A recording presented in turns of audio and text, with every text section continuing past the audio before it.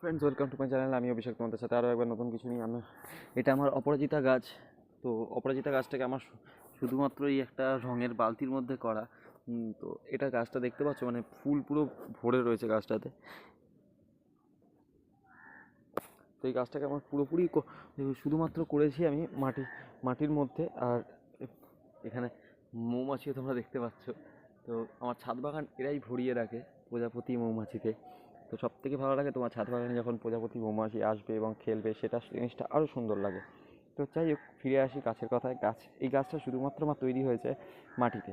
আর মাটিটাকে আমি তৈরি করেছি জাস্ট 1 মাস আগে। আমি রেডি করে নিয়েছিলাম মাটিটাকে গোবর সার, মাটি, ভার্মি কম্পোস্ট, হাড় গুঁড়ো, শিংকুচি, নিমখোল, বাদাম খোল, সর্ষের খোল, এটা দিয়ে শুধুমাত্র এটা দিয়ে মিক্স করে আমি রেখে দিয়েছি। তার 1 মাস পরে আমি একটা চারা গাছ বসেছিলাম। সেই চারা গাছটার আজকে তোমরা কন্ডিশন দেখতে পাচ্ছ যে কীরকম হয়ে রয়েছে। এটা আমার কোনো দড়িতে নয়, জাস্ট আমি একদম সুন্দর একটা সাপোর্ট দিয়ে তৈরি করেছি।